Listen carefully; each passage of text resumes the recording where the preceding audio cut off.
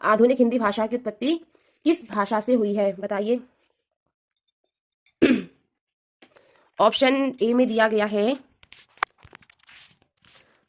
लौकिक संस्कृत, बी में पाली है, सी में शौर सैनिक अपभ्रंश है, डी में है अर्धमागधी प्राकृत। आधुनिक हिंदी भाषा की उत्पत्ति किससे हुई है? इसका जो राइट आंसर है वो है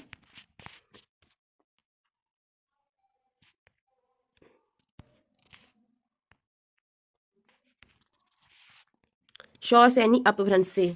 आधुनिक हिंदी भाषा की उत्पत्ति किससे हुई है? शौर सैनिक अपभ्रंश से। नेक्स्ट क्वेश्चन, गढ़वाली बोली हिंदी की किस उपभाषा के अंतर्गत शामिल है? गढ़वाली बोली हिंदी की किस उपभाषा के अंतर्गत शामिल है, ये बताना है। इसका जो फर्स्ट ऑप्शन है वो पूर्वी हिंदी होगा, बी में पश्चिमी हिंदी दिया गया है, सी में पहाड़ी दिया गया है, डी में बिहारी दिया गया है। गढ़वाली बोली हिंदी की किस उपभाषा के अंतर्गत शामिल है? देखिए फ्रेंड्स, हिंदी भाषा के अंतर्गत क्या है? 5 उपभाषाएं हैं। कितनी है? 5 उपभाषाएं हैं और 18 बोलियां हैं। हिंदी भाषा के अंतर्गत 5 उपभाषाएं हैं और 18 बोलियां हैं, राइट। गढ़वाली बोली हिंदी की किस उपभाषा के अंतर्गत शामिल है?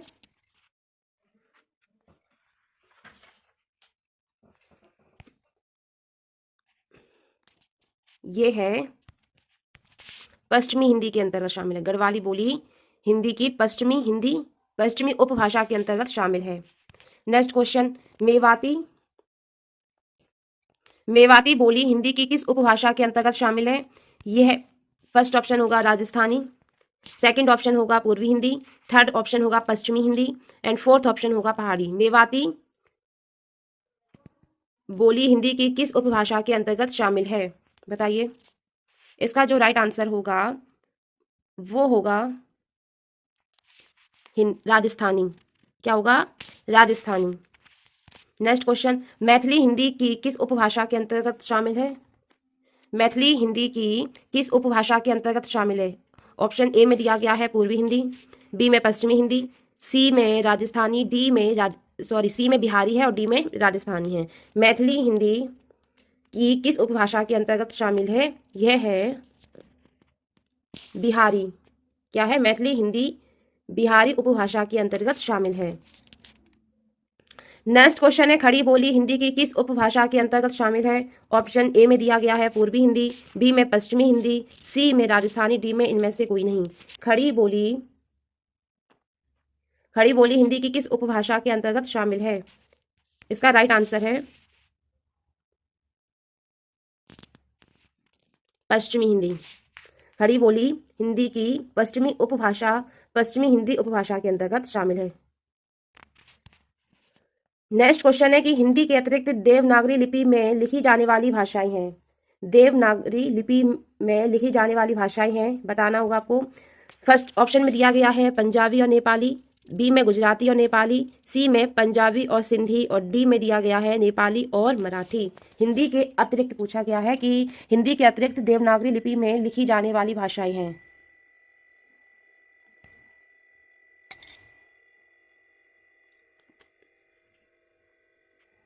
इसका जो राइट आंसर है वो है नेपाली और मराठी। नेपाली और मराठी हिंदी के अतिरिक्त देवनागरी लिपि में लिखी जाने वाली भाषाएं हैं। नेक्स्ट क्वेश्चन है कि हिंदी भाषा के अंतर्गत प्रमुख बोलियों की संख्या है। हिंदी भाषा के अंतर्गत प्रमुख बोलियों की संख्या है। ये क्वेश्चन अभी मैंने आपको बताया था। हिंदी भाषा के अंतर्गत बोली जाने वाली प्रमुख बोलियों की संख्या है। ऑप्शन ए में 16, बी में 17, सी में 18, डी में 20। हिंदी भाषा के अंतर्गत प्रमुख बोलियों की संख्या है, अभी मैंने आपको बताया था कि 5 उपभाषाएं हैं। 5 क्या हैं? उपभाषाएं हैं और 18 बोलियां हैं। 5 उपभाषाएं हैं और 18 बोलियां हैं। नेक्स्ट, ध्येयवाचक होगा, स्वीकारात्मक होगा या नकारार्थक होगा? अपरा नहीं आने वाली है। ये है कैसा सेंटेंस है? ये सेंटेंस है नकारात्मक वाक्य। नेक्स्ट क्वेश्चन है कि तुलसीदास ने कहा है कि विनाश काल में मनुष्य की बुद्धि भ्रष्ट हो जाती है। यह कौन सा वाक्य है? विनाश काल में मनुष्य की बुद्धि भ्रष्ट हो जाती है, यह सरल वाक्य है, संयुक्त वाक्य है, मिश्रित वाक्य है या मिश्रित संयुक्त वाक्य है। तुलसीदास ने कहा कि विनाश काल में मनुष्य की बुद्धि भ्रष्ट हो जाती है, ये मिश्रित वाक्य है। कैसा है? मिश्रित। Option C is right.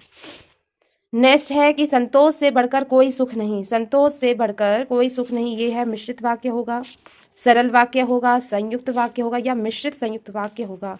संतोष से बढ़कर कोई सुख नहीं है, ये है ऑप्शन बी इज राइट, सरल वाक्य। संतोष से बढ़कर कोई सुख नहीं, ये सरल वाक्य है। नेक्स्ट क्वेश्चन जो आज का होगा, लास्ट क्वेश्चन, दिया गया है कि अपना गृह कार्य यथासंभव शाम तक पूरा कर लो।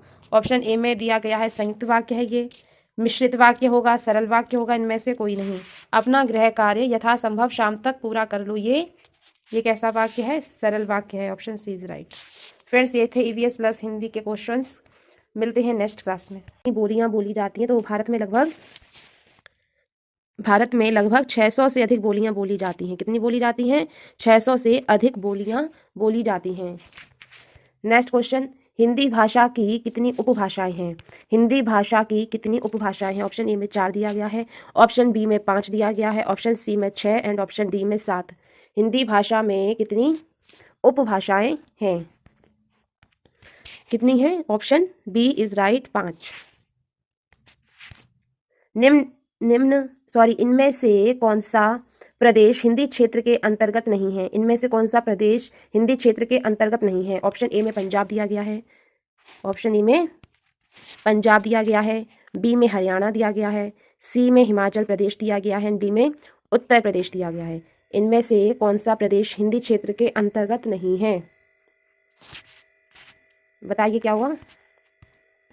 इनमें से कौन सा प्रदेश हिंदी क्षेत्र के अंतर्गत नहीं है? राइट आंसर हो जाएगा ऑप्शन ए, पंजाब। क्या हो जाएगा? पंजाब हिंदी क्षेत्र के अंतर्गत नहीं है। जो पंजाब प्रदेश है वो हिंदी क्षेत्र के अंतर्गत नहीं है। नेक्स्ट क्वेश्चन है कि हिंदी दिवस कब मनाया जाता है? हिंदी दिवस कब मनाया जाता है? ऑप्शन ए में 14 अक्टूबर, ऑप्शन बी में 14 सितंबर, ऑप्शन सी में है 14 नवंबर एंड ऑप्शन डी में है 14 दिसंबर। हिंदी दिवस कब मनाया जाता है?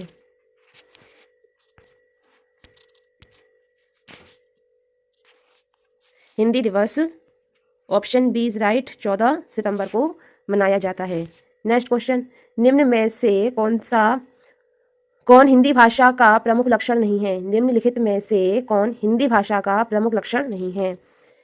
ऑप्शन ए में वैज्ञानिकता, ऑप्शन बी में यादृच्छिकता, ऑप्शन सी में है ध्वनि संकेतात्मकता एंड ऑप्शन डी में दिया गया है रूढ़िवादिता। हिंदी भाषा का प्रमुख लक्षण नहीं है। इसका जो राइट आंसर हो जाएगा वो होगा ऑप्शन डी इज राइट, रूढ़िवादिता। रूढ़िवादिता हिंदी भाषा का प्रमुख लक्षण नहीं है। राइट, हिंदी भाषा का प्रमुख लक्षण नहीं है रूढ़िवादिता। हिंदी दिवस कब मनाया जाता है? हिंदी दिवस मनाया जाता है 14 सितंबर को। राइट, इनमें से कौन सा प्रदेश हिंदी क्षेत्र के अंतर्गत नहीं है? कौन सा नहीं है? ऑप्शन इज राइट, पंजाब नहीं है। हिंदी भाषा की कितनी उपभाषाएं हैं? हिंदी भाषा की कितनी उपभाषाएं हैं? 5 उपभाषाएं हैं। नेक्स्ट, भारत में लगभग कितनी बोलियां बोली जाती हैं? तो भारत में लगभग 600 से अधिक बोलियां बोली जाती हैं। हिंदी भाषा के अंतर्गत प्रमुख बोलियों की संख्या है, हिंदी भाषा के अंतर्गत प्रमुख बोलियों की संख्या है वो है 18 है। हिंदी के अतिरिक्त देवनागरी लिपि में लिखी जाने वाली भाषाएं हैं,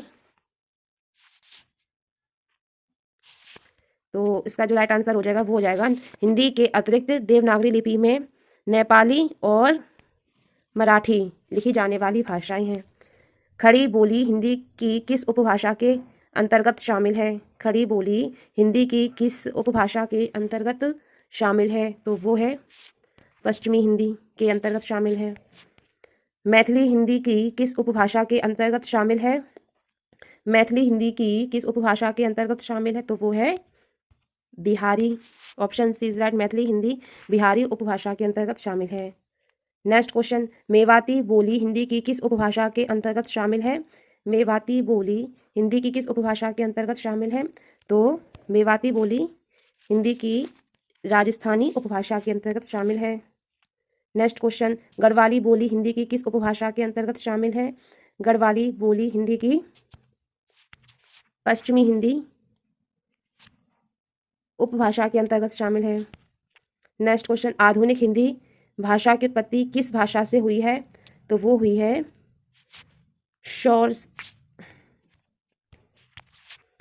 शौरसेनी अपभ्रंश से। ठीक है, आधुनिक हिंदी शौरसेनी अपभ्रंश से हुई है। आधुनिक हिंदी भाषा की उत्पत्ति शौरसेनी अपभ्रंश भाषा से हुई है। फ्रेंड्स, ये थे आज के